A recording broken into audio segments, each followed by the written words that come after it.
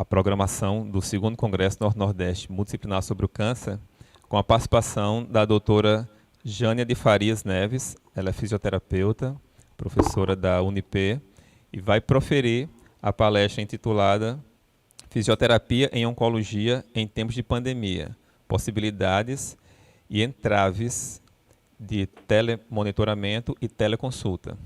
Doutora, seja muito bem-vinda, fique à vontade. Bom dia, Humberto, bom dia a todos vocês. É um prazer mais uma vez estar aqui. Os que não conhecem, eu e Humberto, a gente tem uma jornada aí já há algum tempo, desde quando Humberto, como uma pessoa com uma visão, né, além daquilo que muitas vezes a gente espera, começou a trabalhar com congressos na área de oncologia. Esse é o 2º Norte-Nordeste, mas já existiam congressos anteriormente, e eu estou com ele desde esse comecinho nessa empreitada. Então, Humberto, mais uma vez, eu agradeço a oportunidade de estar aqui com você mais uma vez. Desejo um bom dia a todos que estão presentes. Espero que a gente possa ter uma conversa que vá trazer, pelo menos, um novo olhar sobre esse momento de pandemia que a gente tem e as inúmeras possibilidades que esse momento nos traz, tá? Então, hoje eu vou conversar com vocês um pouquinho sobre algumas coisas que, ano passado, em virtude do momento de pandemia, a gente que é fisioterapeuta e que precisou dar continuidade ao nosso trabalho, precisou se deparar, né? Surgem muitos conceitos novos, surgem novas experiências e novas possibilidades. E aí eu acho que muitos de nós acabou se perguntando, e agora o que a gente faz, né? Então, esse momento de pandemia foi um momento de sufoco, mas um momento também de riqueza, porque trouxe para a gente, que é profissional de saúde, desafios que precisaram ser vencidos e que talvez nos inscrevam em novas possibilidades de abordagem do cuidado, independentemente de ser o paciente oncológico ou qualquer outro tipo de paciente, né? Então, hoje a gente vai conversar um pouquinho sobre isso. Aí eu vou quebrar só um pouquinho o protocolo para perguntar a quem está aqui comigo se eu vou conseguir visualizar os slides ou não. Então, se for possível, você pode passar para mim, por gentileza. Tem como você voltar só o primeiro? Bom, gente, então, eu vou conversar um pouquinho hoje com vocês sobre uma experiência, como eu tinha iniciado a minha fala aqui, de como a gente que trabalha com oncologia dentro da fisioterapia, naquela vastidão de necessidades que o cuidado requer,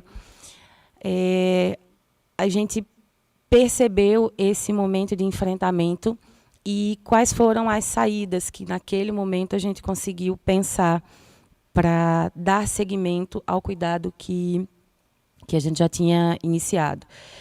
Então, eu trago uma experiência, a gente vai conversar um pouco mais adiante, como fisioterapeuta, que precisou, dentro de um serviço, dar continuidade a isso, como fisioterapeuta também, que cuidava de pacientes em domicílio, mas na condição também de docente, e como é que a gente enfrentou isso, né, no âmbito da universidade, com os recursos que nós tínhamos e as limitações. Então, você pode passar para mim, por gentileza. Então, aí, aquilo que se inicia lá atrás, né, que foi chamado por alguns especialistas como furacão Covid, parece que ganha força, né, e vai para a categoria 5, agora em meados de 2021. Muitos de vocês têm acompanhado as mudanças, não só sanitárias, mas as mudanças de ordem epidemiológica e o impacto que isso vem trazendo para os serviços de saúde, né, para os profissionais. E aí a gente tem um escopo de instrumentos que a gente precisa mobilizar e de condições que a gente precisa considerar. Então, a gente sai de um momento de pandemia em que nós tínhamos, né, do ponto de vista patológico, um vírus que ainda era desconhecido, que nós não sabíamos como é que esse vírus ia se comportar. E, à medida que os meses foram passando, a gente foi vendo as mutações adicionais e os problemas que essas mutações elas passaram a trazer para a investigação do cuidado, para as melhores medidas terapêuticas, para nós pensarmos, inclusive, a questão de vacina. Né? E aí foi aquela loucura, vamos ter vacina, não vamos ter vacina, e aí as vacinas, né, entram num ciclo de vamos correr para a gente conseguir concluir e entregar a tempo de vacinar, porque eu acho que quando tudo isso começou lá atrás, ninguém tinha ideia da proporção que isso ia tomar. E todos vocês acompanharam, não vou entrar no mérito aqui dos laboratórios, se as vacinas funcionam ou não é esse o nosso objetivo. E aí, eu acho que passa-se um tempo e a gente olha para tudo isso e diz assim, não, eu estou bem, não me aconteceu nada. E as pessoas começam a relaxar nas medidas de prevenção, no uso de máscaras, e aí a gente vai ganhando um novo cenário, né, que nós já imaginávamos controlado lá atrás, e isso novamente se torna de novo o olho do furacão, e nós entramos agora nesse momento num cenário bastante preocupante do ponto de vista sanitário. E para a gente que é profissional de saúde, independentemente de nós estarmos ou não na linha de frente, isso também ganha um outro peso. Você passa para mim, por favor? E aí, como é que a gente menciona isso? Qual o tamanho do estrago causado por isso? Será que é só a gente só tem um impacto dentro dos serviços de saúde, tá? Da gente tornar gargalo aqueles serviços e a gente ficar naquela urgência de será que nós vamos conseguir leitos em tempo hábil para se novas pessoas vierem a se reinfectar? Então, acho que à medida que o tempo foi passando, a gente foi vendo que o problema não era só sanitário, não era só um problema de saúde. Nós tínhamos um problema real de ordem política, de ordem econômica, que trouxe impacto para gerar mais desemprego, que trouxe impacto, inclusive, para o consumo de bens e de serviços de uma forma geral, e o impacto, consequentemente, no mundo do trabalho. Então, repensar o mundo do trabalho requeria repensar também o trabalho dos profissionais de saúde. Porque a gente tinha, inclusive, alguma mudança, vocês puderam acompanhar em cenário nacional, mas também em cenário local.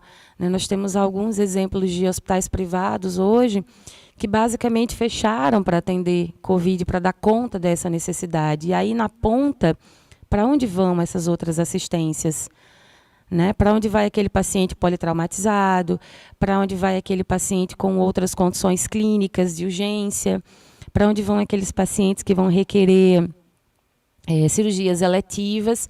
E também, como é que fica a assistência ao paciente oncológico? O que é que muda nesse cenário? Né? Será que isso traz impacto para pensar, por exemplo, serviços de quimioterapia, serviços de assistência, de reabilitação e de cuidado intermediário para esses pacientes? Então, será que dá, por exemplo, para eu manter serviços de quimioterapia mistos, em que eu estou trazendo esses pacientes para fazer atenção quimioterápica, né, o cuidado quimioterápico, e esse setor está próximo de outro, onde estão circulando pacientes de outras condições clínicas? Então, isso não fica só para o ambiente hospitalar, isso fica também e principalmente para a gente pensar a assistência ambulatorial, tá? Os serviços de home care, a atenção básica. Então, o estrago, ele, em um primeiro momento, a gente talvez não tenha conseguido dimensionar. E a gente sempre precisa pensar nesse estrago, não só como o caos completo, sem possibilidade da gente rever e se reinventar, tá? Mas muitas vezes como um disparador de necessidades que antes nós não atentávamos e que agora a gente se vê diante da necessidade do cenário de passar a ter um olhar com um pouco mais de cuidado. Você passa para mim. E aí, puxando essa questão do trabalho, vamos começar a falar agora um pouco do trabalho do fisioterapeuta. Como é que a gente fica nisso? O que modifica? Né? Será que dá para a gente manter essas clínicas atendendo esses pacientes da mesma forma que antes, aqueles serviços que estão vinculados ao SUS, os grandes serviços de reabilitação, a atenção do fisioterapeuta no ambiente hospitalar, e nesse mesmo cenário, como fica o trabalho do fisioterapeuta que atua com o paciente oncológico? O que muda nisso? Quais são as necessidades, né? E aí eu me coloco na condição de fisioterapeuta e na condição de formadora nesse processo, porque, em um primeiro momento, não só havia uma necessidade da gente repensar as nossas práticas, mas também uma angústia desses pacientes de dizerem assim, eu não vou para a fisioterapia. E aí agora eu estou falando do paciente oncológico, né? Eu não vou à fisioterapia porque eu não quero correr o risco de sair de casa e entrar em contato com um outro paciente e correr o risco de adoecer. Porque se a possibilidade de uma infecção por Covid-19 é preocupante em qualquer paciente, no paciente oncológico isso ganha uma proporção ainda maior.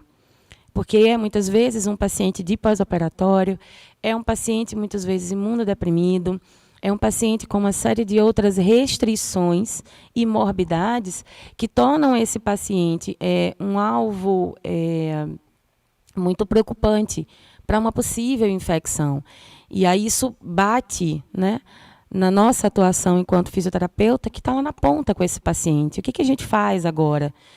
Então, suspende esse atendimento, deixa esse paciente sem assistência. E eu tenho certeza que essa foi uma pergunta que todos fizemos, né? Eu me fiz essa pergunta não só como fisioterapeuta de serviço, como fisioterapeuta de atendimento domiciliar, do home care, mas também como docente, né? Porque eu tenho um serviço do qual eu sou uma das coordenadoras. E como é que a gente fazia com a assistência desses pacientes que tinham necessidades clínicas urgentes para a fisioterapia e não podiam voltar? Então, acho que foram questionamentos que todos nós nos fizemos. E ninguém tinha essa resposta. A gente discutia bastante essa questão, inclusive dentro dos órgãos de classe, né? Quantas reuniões foram feitas com a Benfísio, quantas reuniões foram feitas com membros da APFO, e a pergunta era a mesma: como é que faz para equacionar um problema dessa proporção, em que a gente não sabia quanto tempo ia durar? Porque se nós tivéssemos a certeza de que é uma coisa que vai durar um mês, então nós nos reorganizamos, fazemos aquilo que é possível naquele um mês e depois a vida segue. Era uma certeza que nós não tínhamos. Então, o que a gente faz? E aí, nesse o que a gente faz, a gente precisa aprender quais são as possibilidades. Você passa para mim?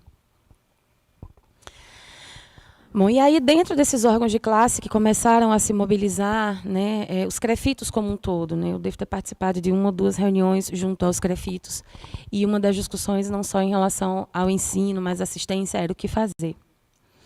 E não demorou muito até que o Conselho Federal, o COFITO, se posicionasse através da resolução 516 de 20 de março de 2020, que normatizava as teleconsultas, telemonitoramento e teleconsultoria aqui no Brasil.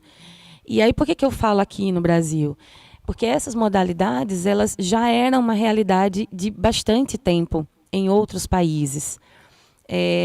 Mais possível para algumas especialidades, né? Então, quando a gente vai procurar pesquisa sobre o assunto, tá? As melhores publicações ainda são na área de medicina, na área de enfermagem, né? A gente já tinha um escopo bom de pesquisa nessa área.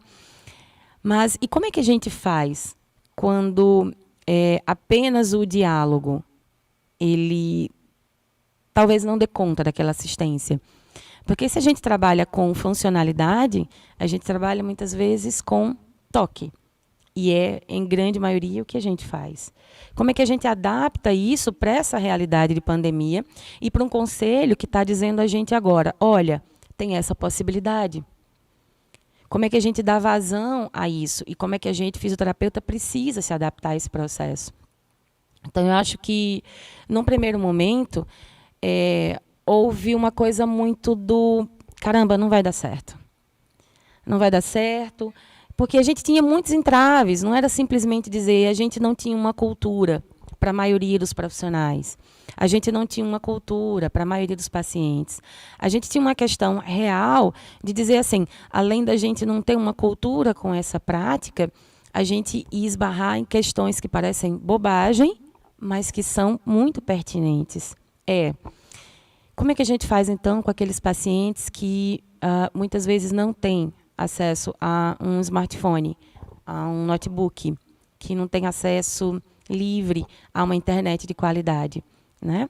Então, essas são questões apenas de ordens práticas, mas tem muitas outras que surgiram nesse processo, e eu vou trazer para vocês aqui não como uma verdade, mas como uma experiência não total, não definitiva, mas de coisas que eu consegui observar, e aqueles que me cercam também, e muitos dos meus alunos que, inclusive, acompanham agora essa nossa conversa aqui e que passaram por essa experimentação conosco, eles podem dizer, realmente foi um momento de muito questionamento. Então, você passa para mim, por favor? Então, o que eu trago aqui para vocês, para nós conversarmos agora, como é que eu posso pensar o lugar da fisioterapia nesse momento em que eu tenho à minha disposição, num cenário pandêmico, a possibilidade de um recurso de fazer teleconsulta e telemonitoramento, né? Então, qual é o lugar da fisioterapia? O que cabe? O que é possível? O que dá para fazer com o mínimo de segurança e o mínimo de qualidade? Será que eu devo olhar para esse recurso apenas como algo, não vai dar certo, porque nunca foi feito? E aí eu me recordo de algumas discussões que foram iniciadas há pelo menos acho que 7, 8, 10 anos, sobre educação à distância. Já era uma discussão que o MEC fazia lá atrás, né? Então, o que é possível ao EAD, o que não é possível. E eu me recordo que quando essa discussão começou lá atrás, havia uma tendência das pessoas olharem para o ensino à distância com bastante rispidez. Não, isso não dá certo, né?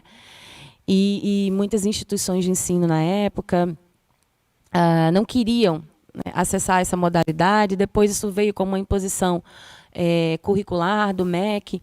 E aí o ensino à distância ele foi sendo incorporado ao dia a dia da gente. E eu acho que, em relação ao telemonitoramento e à teleconsulta, eu acho que foi muito isso. Né, de, num primeiro momento, dizer, olha, isso não vai dar certo, não tem lugar para fisioterapia aqui, não é possível fazer nada nisso. Né? E aí eu acho que esse lugar da fisioterapia precisou ser construído, e construído com experimentação, e com um monte de bom senso. Eu costumo usar uma frase que é assim, se falta consenso, que sobre bom senso. E eu acho que nesse primeiro momento, bom senso foi um bom caminho para a gente dar o pontapé inicial, não só aqui nessa realidade que eu trago para vocês, mas na realidade dos fisioterapeutas do país inteiro, que trabalham com esse paciente, que requer tanto cuidado, que tem necessidades tão específicas, né? E que é um paciente que cicla muito rápido, é um paciente que hoje está apresentando esse quadro, essa sintomatologia, e daqui a pouco esse paciente já está apresentando novas necessidades, e isso é muito rápido, né? Essa virada ela é muito rápida. Então, eu acho que esse lugar da fisioterapia era um lugar que não estava escrito, tá, para assistência ao paciente oncológico. É um lugar que foi sendo criado a partir de experimentação, do bom senso, vamos ver o que dá certo, olha a cautela aqui, né? E eu acho que esse lugar ainda continua sendo construído. Isso não está finalizado. A gente talvez ainda vá descobrir novas possibilidades de cuidado com o passar do tempo, né? Por enquanto, eu ainda continuo acreditando no bom senso como sendo uma saída possível e necessária para tudo isso.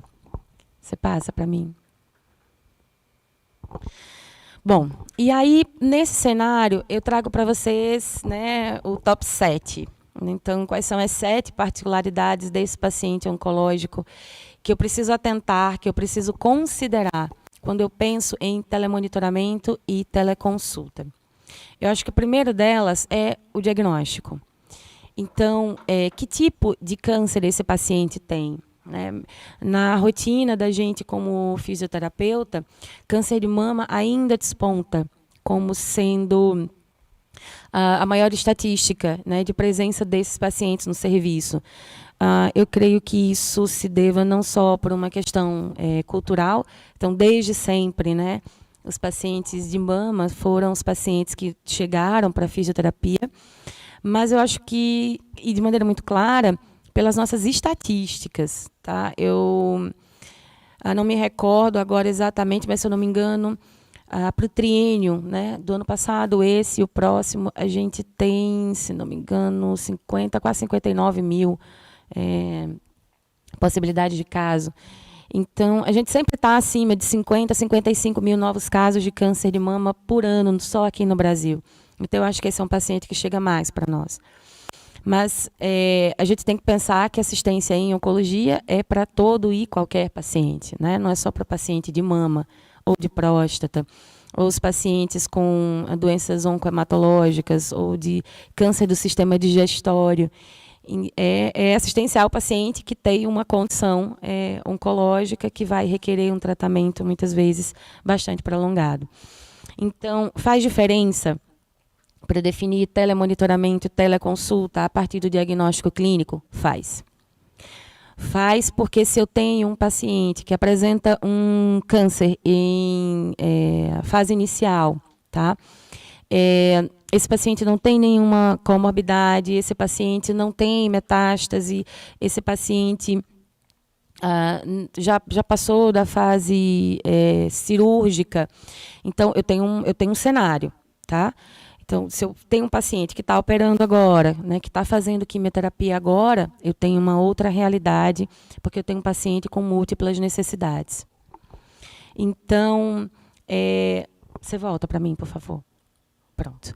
Então, outro ponto que eu acho importante é: esse paciente já teve contato com a fisioterapia antes, ele já foi avaliado pelo fisioterapeuta, porque a gente sabe que a definição do diagnóstico cinético funcional, ela requer, muitas vezes, a utilização de recursos como goniometria, como perimetria, como testes de força muscular, a avaliação neurológica. Então, até que ponto a gente consegue fazer isso à distância, né? Algumas coisas são possíveis, sim, adaptando, obviamente, mas outras não são. Então, eu acho que uma das coisas que a gente precisa levar em consideração esse paciente já teve contato com o fisioterapeuta, ele já foi avaliado, a gente já tem alguma pré-noção e um pré-diagnóstico dele, tá? Então, isso é um outro ponto importante. Outra coisa esse paciente tem um acompanhante com ele, tá? Mesmo que esse paciente não tenha um acompanhante 24 horas, mas pelo menos durante a fisioterapia, esse paciente vai ser acompanhado. E a coisa que eu já tinha chamado a atenção anteriormente, o acesso a recursos e à internet. Então, ele tem um smartphone, ele tem uma internet de qualidade que vai conseguir fazer esse contato com o fisioterapeuta em tempo real, sem grandes interrupções, né, em que seja possível a gente visualizar e ouvir. Tá? Então, isso é um ponto importante também. Próximo. Bom, e aí, como é que Jânia, fisioterapeuta, Jânia, docente, Jânia que estava num serviço naquele auge, né, quando a gente começou lá em 2001, consegue vislumbrar as possibilidades de atuação do fisioterapeuta? Eu acho que, indistintamente, para todos os pacientes oncológicos, promoção à saúde e prevenção de agravos é possível. Tá? Então, isso é uma coisa que a gente consegue fazer, a gente só precisa filtrar que condições a gente vai conseguir fazer isso e que recursos a gente vai precisar mobilizar para isso. Mas promoção e prevenção de agravos é uma coisa que nós conseguimos fazer para todos os pacientes. Outra coisa que a gente precisa pensar esse paciente, ele está em adjuvância ou neoadjuvância em relação ao tratamento. Por quê? Porque, por exemplo, um paciente que está fazendo quimioterapia, está apresentando uma caquexia importante, está apresentando uma neuropatia periférica importante, está apresentando hiperêmese, está apresentando, sei lá, complicações de cardiotoxicidade significativas, eu não sei até que ponto a gente consegue fazer essa assistência, a não ser naqueles pacientes em que a gente tem um estado clínico estável ou próximo da estabilidade, tá?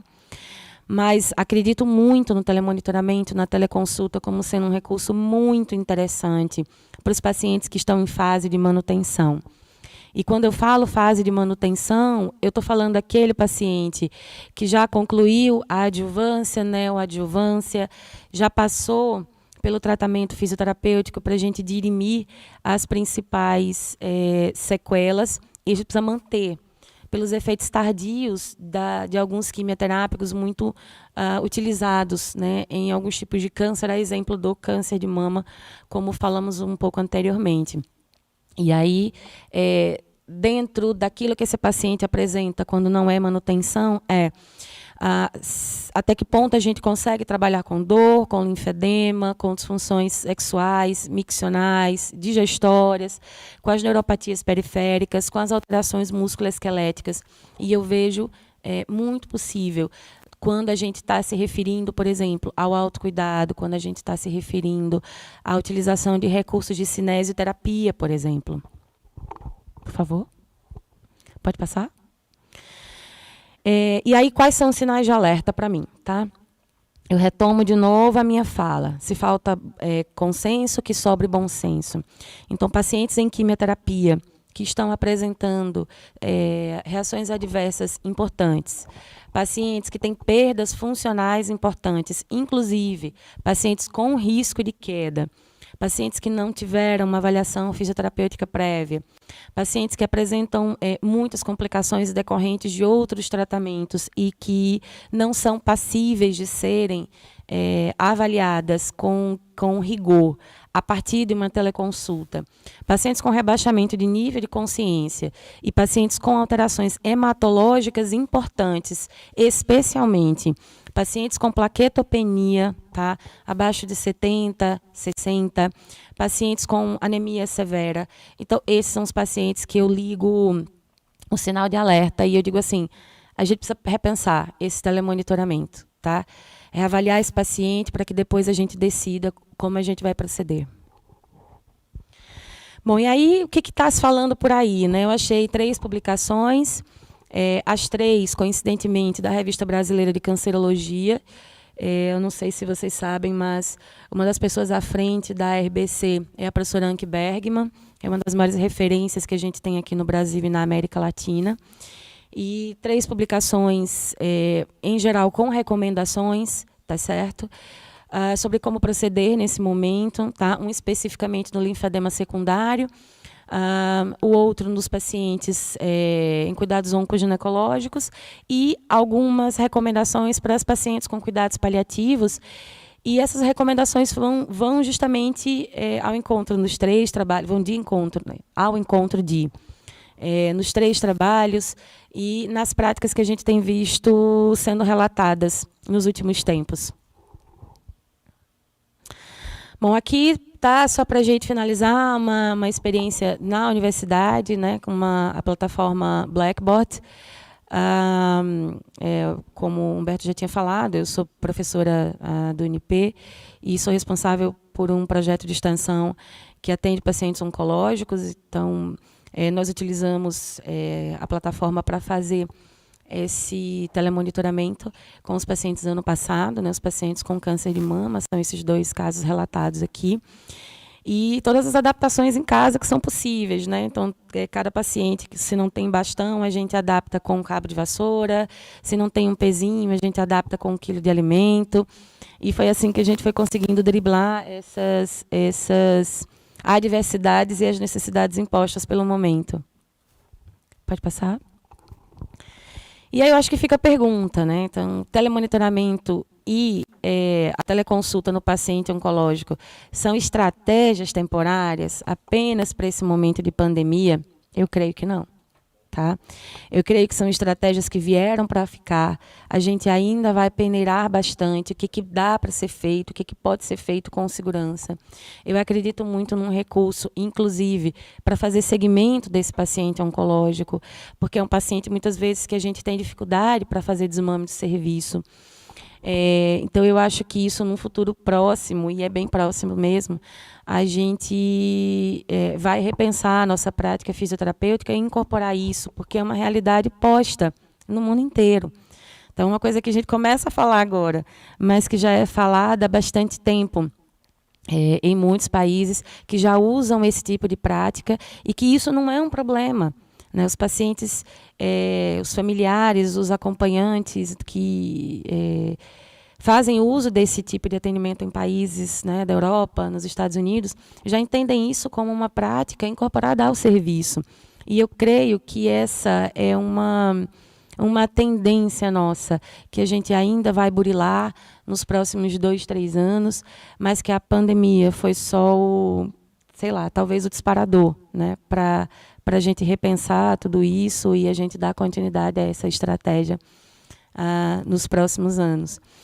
Então, em virtude do tempo, eu acho que tem mais um caráter de conversa, né, diferentemente, né, dos outros momentos nos outros eventos, nos outros congressos, né, em que eu trazia bastante evidência, mas eu acho que, quando eu conversava com o Humberto sobre o que a gente poderia conversar aqui, eu acho que de tudo, e em virtude desse momento, é algo necessário, é algo que pode mudar a visão do fisioterapeuta, inclusive a abrir novas frentes de trabalho aí.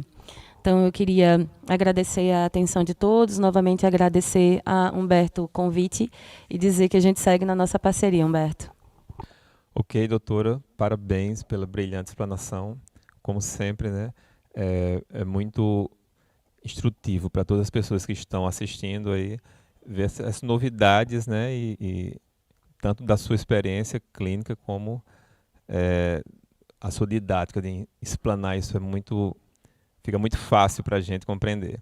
Então, tem aqui uma pergunta sobre a questão da teleconsulta, né, do telemonitoramento. Um dos congressistas perguntaram aqui, até antes da pandemia, não se pensava, né, nesse tipo de abordagem, né? Fazer consultas à distância, e acreditava-se que não era possível sem essa interação direta, né, com o paciente. Hoje, depois de um ano, né, de pandemia, já se mudou esse conceito, ou seja, é eficaz a teleconsulta, o telemonitoramento, tanto quanto o presencial? Humberto, eu acho essa tua pergunta extremamente pertinente, né? Como eu disse para você, eu acredito que em algumas condições clínicas, em alguns momentos do tratamento, pensar em teleconsulta, em telemonitoramento, não vai dar muito certo. Então, por exemplo, um paciente que está com um quadro de dor aguda, que vai requerer uma intervenção de, por exemplo, uma manipulação, não vai dar conta isso, né? Um paciente que, sei lá, está num pós-operatório e apresentou alguma complicação que vai requerer abordagem da gente. Tá? Eu vou só citar um exemplo aqui que é a febre dos estudantes nesse momento, né? O linfotape. Então, a gente consegue fazer isso? Não, não consegue. Mas, para vocês terem noção, ano passado a gente passou por essa experiência de, por exemplo, a gente ter pacientes em casa que tinham um acompanhante, esse acompanhante era profissional de saúde, e através do telemonitoramento, por exemplo, a gente ensinar a pessoa a fazer perimetria de membro superior em paciente com câncer de mama, a gente dizer, marca aqui, marca aqui, marca aqui, mede e me diz, para a gente avaliar, por exemplo, se esse paciente estava com linfedema, e a gente repensar o que a gente poderia fazer ali naquele momento, né? A gente conseguir, por exemplo, com um jogo de luz interessante, pedir o paciente para colocar o celular, que pudesse pegar uma parede branca com uma boa iluminação, para a gente dizer, olha, eu quero que você faça esse movimento para eu ter noção de amplitude de movimento. Goniometria é importante? Isso é assim, indiscutível. Mas eu consigo ter uma noção do déficit de ADM daquele paciente fazendo movimentação. E pelo relato dele, eu consigo imaginar, será que isso é só um encurtamento muscular? Será que isso é uma fibrose? Será que isso é uma capsulite adesiva? Então, pelo relato dele, a gente consegue ter algumas noções e a gente consegue triar. Olha, vamos fazer isso, eu quero que você faça isso e vamos ver se dá resultado. Então, se não dá, é um paciente que vai precisar de uma intervenção presencial. Mas se a gente consegue trazer uma resposta para esse paciente, eu evito, inclusive, de estar aglomerando esse paciente no serviço. Então, sendo muito honesta, é possível fazer bastante coisa, mas a gente ainda tem limitações em condições agudas, em pacientes que requeiram manipulação e o contato.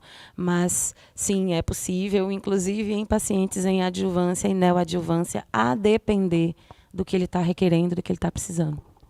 Ok, doutora, mais uma vez, muito obrigado pela sua brilhante explanação. A gente fica muito feliz com a sua participação aqui e parabéns pela palestra.